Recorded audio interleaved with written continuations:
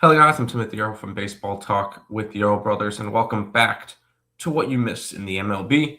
We'll be talking over the Sunday games from March 29th. This is the fourth day that we've done this. Once again, trying to do this every single day where we kind of recap every single game so you guys can know what you missed in the MLB, because I know a lot of people might, hey, I'm a Rangers fan. I only focus on the Rangers games. What happened with the other games? Well, I paid attention to them. Here's all we have all the games written out, and we'll talk over every single one, what the pitchers did, who the notable offensive pieces were, any big events in the games. So, but without further ado, we'll go ahead and jump into it. But we are getting very close to 100 subscribers on the YouTube channel. I believe we're still at 98. So if two of you guys can subscribe, that would be awesome. We're trying to hit 100 subscribers on YouTube. We'll go ahead and start it off in Atlanta, where we got the Braves and the Royals. Royals got the win in this one 4-1. We look at the pitchers in this game. Seth Lugo pitched for the Royals, and he was great. No earned runs, 5 hits, 6 and a third innings, 3 strikeouts, and no walks. So solid bounce back from him after he had a meh World Baseball Classic. On the opposite side, you had Grant Holmes going for the Braves, who allowed 3 earned runs, 5 hits in 5 innings, 4 strikeouts, and 2 walks. I think Grant Holmes will still be good throughout the year. He's going to have to be a decent 4 or 5 in your rotation, especially when they get some of their other pitchers back. He might be a solid bullpen arm, but not a great outing, but not a terrible one for him. Unfortunately, his offense couldn't step up for him, so Royals ended up taking that one. Offenses in this one: Bobby Witt, RBI single in the third. Carter Jansen with his first career home run in the fourth. That was a solo shot. And Vinny Vasquintino, RBI single in the fifth. Sac fly for Carter Jansen once again. In the top of the eighth, the Braves tried to come back. Former Rookie of the Year Drake Baldwin with a solo shot, but that would end up finishing the game 4-1 Royals, and they avoid getting swept by the Braves. We head to Baltimore, where we actually got an offensive game for once, because I know the first 2 games were 2-1 and 4-1. Well, offense came out to play in this one. It finished 8-6. Twins had Bailey Ober on the mound, who allowed 3 earned runs on 4 hits, 4 innings pitched, 1 strikeout, 1 walk. It was kind of a piggyback situation, because after him was Mick Abel, who made his first start of the year, or first appearance of the year, who allowed 5 earned runs, 8 hits, and 3 and a third, 4 strikeouts, 4 walks. So kind of interesting to see that. Mick Abel, not part of the rotation, I guess. He's just going to be a long reliever, or a piggyback with Bailey Ober, which is interesting to see. On the opposite side, you got Shane Baz, which unfortunately he did not start off the year great. 4 earned runs, 7 hits, 5 and a third innings pitched, 4 walks, and 4 strikeouts and no walks. I was kind of hoping for a good outing from him. We did not really get that, but I still like Shane Baz to have a good year. Obviously, he didn't get the win in this one, but at least he pitched all right. Trevor Lawrence with the RBI single in the second. And then a 3-run bases clearing double for Tristan Gray, also in the second inning, put Minnesota up 4-0. Tyler O'Neill brings it right back with a 3-run shot of himself. He gets the job. He gets that lead cut to 1 for Minnesota. Dylan Beavers in the 6th inning goes, all right, we'll take that lead back. It's now 5-4 after 6.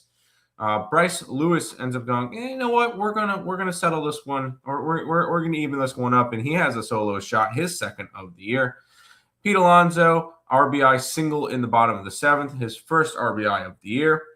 Adley Rushman with a RBI double, and then Kobe Mayo with an RBI single. So a 3-run 7th inning for the Baltimore Orioles ended up being enough. Tristan Gray added another RBI for himself. So that's 4 RBIs for Tristan Gray today. So good for him. Made it 8-6, but that would end up being the final score. Ryan Helsley comes into the 9th and shuts it down, gets his second save of the year. So Ryan Helsley and the Baltimore Orioles 8 and Minnesota 6. We head to Philadelphia with the Rangers and the Phillies. And this one was a nice game to see. Rangers 8, Phillies 3. Trying to pull up the thing, but it clicked off the wrong one. It clicked me back to the Orioles game. Haha. For the Phillies today, Jesus Luzardo. I guess he did something with the devil. He allowed 6 earned runs, 6 hits in 6 innings, 7 strikeouts, 1 walk. Awesome to see that. I also hate the Phillies, but anyways, on the opposite side, Mackenzie Gore, decent start in his first appearance with the Rangers. It wasn't a familiar stadium because he was a national and he played a bunch of times in Philadelphia already. 2 earned runs, 2 hits, 5 and a third, 7 strikeouts, and 3 walks. Good enough to get his first win as a Ranger. And then the bullpen was pretty solid after that. Only 1 earned run in the next 4 innings. Notable in this one, Brandon Nimmo with his first home run as a Ranger. And you know what? I'm happy for him. At least he did it against the Rangers. Against the Phillies, sorry. Andrew McCutchen with a 3-run shot made it 5-0. Kyle Higashioka, RBI single in the 6th, made it 6-0. Phillies tried to get some back in the 6th with a RBI hit by pitch by Alec Boehm and a sac fly from Adolis Garcia. The Rangers ended up getting those runs back the next inning with a RBI double from Ezekiel Duran and a sac fly from Corey Seager. Bryson Stott gets a RBI single in the bottom of the 8th, and that ends up being all that they muster up. Rangers 8, Phillies 3. We head to Toronto. Toronto looking for the sweep, and they get it. Toronto 5, Athletics 3. You had Morales go for Oakland. 5 earned runs, 5 hits, 4 and a third, 5 strikeouts, and 2 walks. He did not do great. Hey, at least Ginn came in behind him, 3 2/3. So he finished out the game for the Athletics, allowing only 1 hit on 2 strikeouts. So solid to see that at least their bullpen looked okay, but the damage was done at that point. Lauer pitched for the Blue Jays, 5 1/3 innings, 2 earned runs, 3 hits, 9 strikeouts, and a walk. And then Jeff Hoffman did get the save, which is good to see because I know he struggled a little bit on the last couple of games. Offense in this one looks like a home run derby. Holy crap. George Springer with the solo shot in the first. Jesus Sanchez with a 2-run bomb in the third. Both of them, that was their first home run of the year. Kazuma Akamoto with a solo shot, his first MLB home run of the year.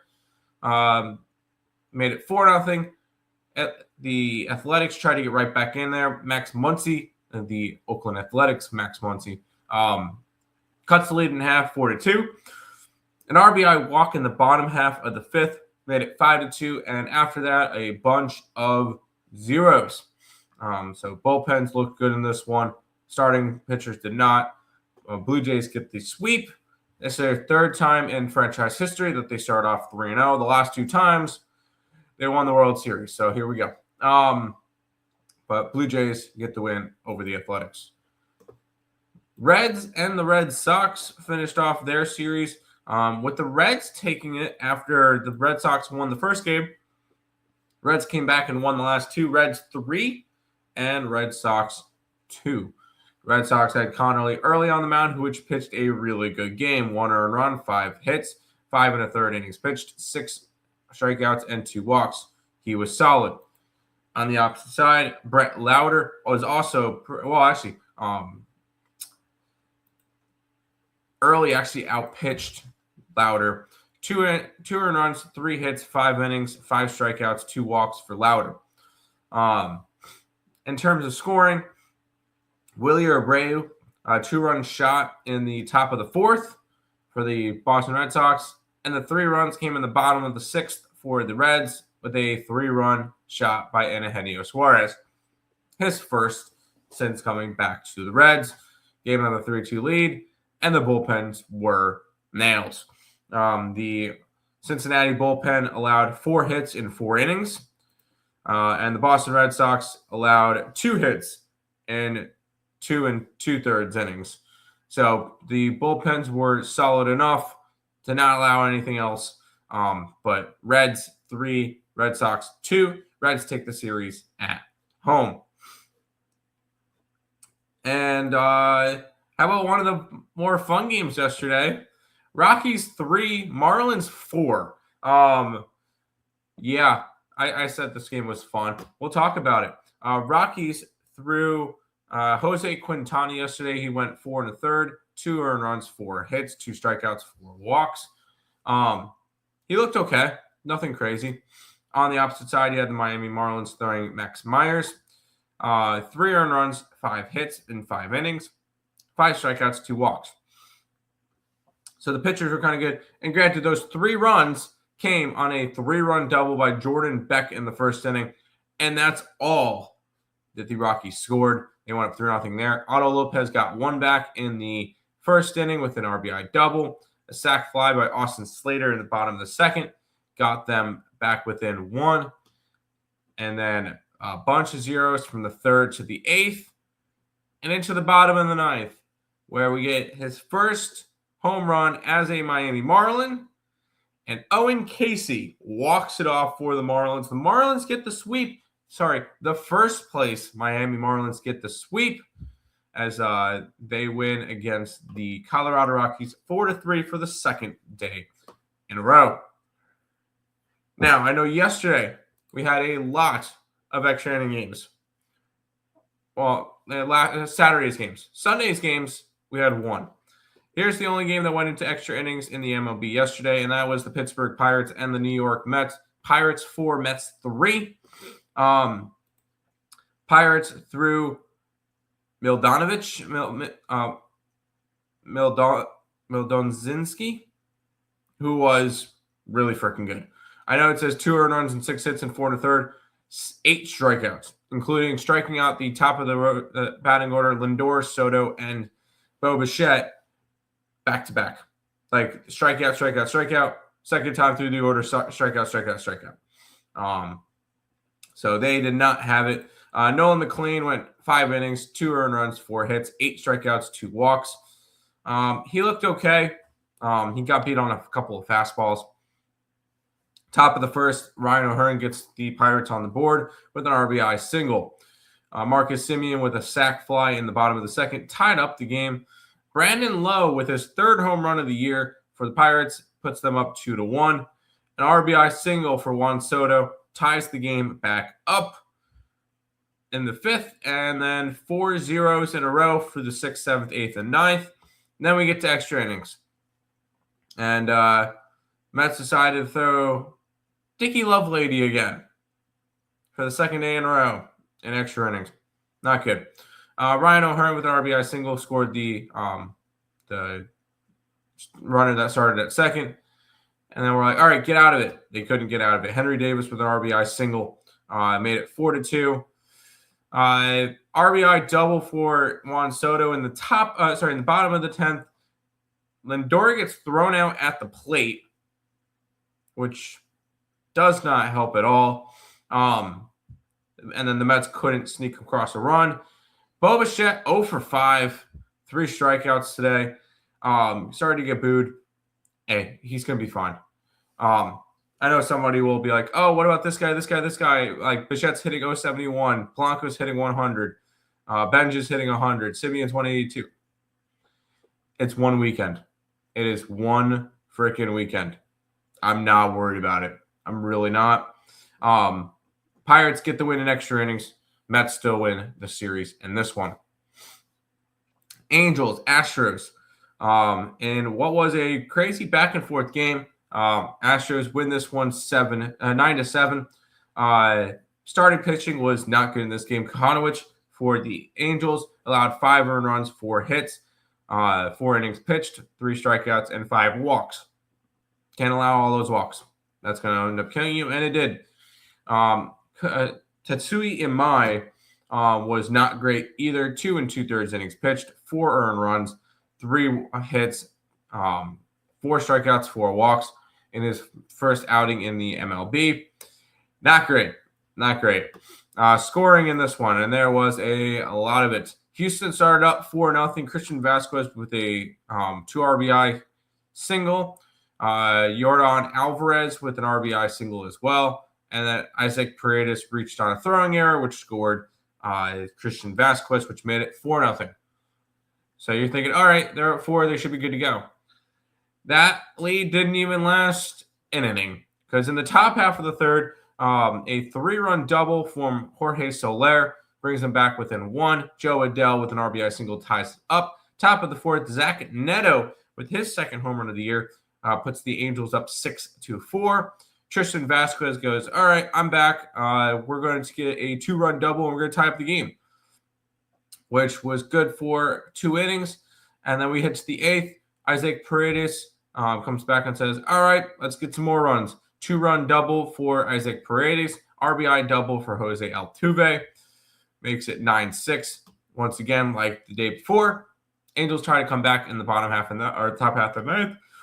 Noah Shanaway with an RBI single. Makes it 9-7, and that ends up being the final score there. So ultimately, this series gets split 2-2 after the Angels take the first 2 games. Unfortunately, they couldn't finish out. I was kind of rooting for the Angels in that one. I wanted to see them start the season off well. Now they're 2-2, and we go from there. We head to the next one, which holy freaking devil magic. And probably heartbreak for the White Sox fans. Brewers 9, White Sox 7. Why is it heartbreak for them? We'll talk about it in a minute. K started the game for the White Sox. Solid outing, 4 2/3, 2 earned runs, 3 hits, 5 strikeouts, 4 walks. On the opposite side for the Brewers was Brandon Sproat. Enjoy him. 7 earned runs, 6 hits, 3 innings pitched, 3 strikeouts, and 4 walks. Not a good starting appearance for him. And we go and we talk about the scoring in this one. It started off with a grand slam in the top of the first by Colson Montgomery. His first home run of the year. Gary Sanchez in the bottom half goes, let's cut the lead in half. Which, fine, 4-2. Munetaka Murakami hits a home run for the 3rd straight game. Very, very impressive. He's one of 2 players that have hit home runs in their first 3 games this year. The other one was Chase DeLauder with the Cleveland, which is cool to see. Colson Montgomery goes, I'm not done getting RBIs today. Let's get our 5th RBI of the day with an RBI single. Makes it 6-2. Everson Pereira for the White Sox with a solo shot in the 3rd makes it 7-2. White Sox in there like, all right, we're looking good. A RBI single in the bottom of the 6th makes it 7-3, but they're still up 4 until the bottom of the 8th. And here comes the Brewers' devil magic. Bryce Terang, RBI single. Luis Rengifo, 2-run single. Christian Yelich pitch hit 3-run shot. Gives them the lead 9-7. A 6th spot in the 8th inning for the Brewers, and the White Sox completely fall apart. Trevor McGill comes in for the save. 2 strikeouts, 1 hit, and completely shuts it down. After Sproat left the game, 6 shutout innings, 3 hits for the Milwaukee bullpen, proving that if they're not the best, they're the 2nd best bullpen in baseball. So 9-7, Brewers get the win and the sweep over the White Sox. We head to the Rays and the Cardinals. Rays 11, Cardinals 7. Rays in this game, Steven Matz, 4 earned runs, 6 hits, 5 innings pitched, 2 walks, and a strikeout. 2 strikeouts and a walk. On the opposite side for the Cardinals, you had Dustin May go in. 6 earned runs, 10 hits, and 4 innings. 3 strikeouts and a walk. I think the Dustin May experiment should just be over. But at the same time, it's the Cardinals. They don't care. So not good pitching performances. Let's talk about why. It starts in the second inning with a 3 spot in the top of the second for the Tampa Bay Rays. DeLuca with a RBI double. A wild pitch scores the second run for Tampa Bay, and then an RBI single for Yandy Diaz makes it 3-0. Victor Scott comes in the bottom of the third, and gets one back on an RBI single, makes it 3-1. And then another 3 spot for Tampa Bay in the fourth inning. Yandy Diaz RBI double, Jonathan Aranda RBI double, Cedric Mullins RBI double. Jordan Walker gets it going, gets it back with the for the Cardinals. A 3-run home run for him makes it back to a 6-4 game. And then tell me if you heard this one before. Another 3 spot for the Tampa Bay Rays. This time in the 8th inning with a Yandy Diaz RBI single, Jonathan Aranda RBI single, and a sac fly from Cedric Mullins. And then another 3 spot in the bottom half of the inning for the Cardinals. Nolan Gorman, home solo shot. And then a 2-run shot for Pedro Pages. And then a 2-run top of the 9th kind of puts the game away for the Rays. A sac bunt, so like a suicide squeeze from Carson Williams gets 1 run in, and Yandy Diaz with an RBI single gets another one in. 11-7 Rays over the Cardinals. Rays get their first win of the season. 2 games left. How about the Nationals? Nationals win their opening series versus the Cubs. Very impressive to see that. We had Irvin pitching for the Nationals. Irvin went 5 innings, 2 earned runs, 3 hits, 7 strikeouts, and a walk. So solid from him. On the opposite side, Shota and Magana went 5 innings, 4 earned runs, 6 hits, 7 strikeouts, and 2 walks. Not really the greatest of outings for him, especially against Washington. Granted, the Nationals MVP at the moment, Mr. Weimers, which is still batting 1,000 this year. He has yet to get out this year. Did he play in the first game? He's 6 for 6. There's another 3-0 game, 3 for 3 game for him, with a 3-run shot in the top of the first. Gave the Nationals a 3-0 lead. Bregman with his first home run of the game, and his first home run as a Cub, makes it a 3-1 game. Ian Happ tacks another one on, makes it 3-2. We head to the 6th inning, a sac fly for Corbio Ruiz, makes it 4-2. Ruiz comes back in the 8th inning and goes, you know what? I don't want a sac fly. Let's put this one over the fence. He ends up getting a 2-run shot, making it 6-2. Alex Bregman with his second home run of the game makes it 6-3, and that would end up doing it.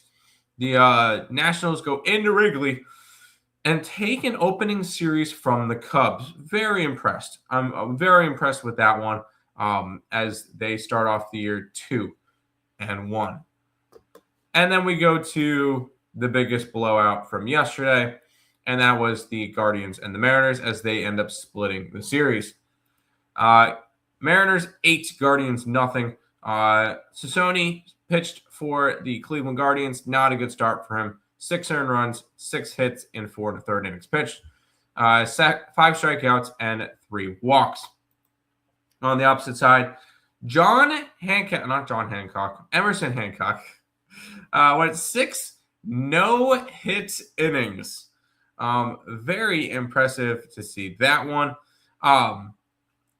He allowed 1 walk and 9 strikeouts. Chris Wall came in to put the final touches on it, allowed 2 hits in 3 innings, 5 strikeouts. So 14 strikeouts and 1 walk amongst 2 hits the entire game for the Mariners pitching rotation, which looked solid.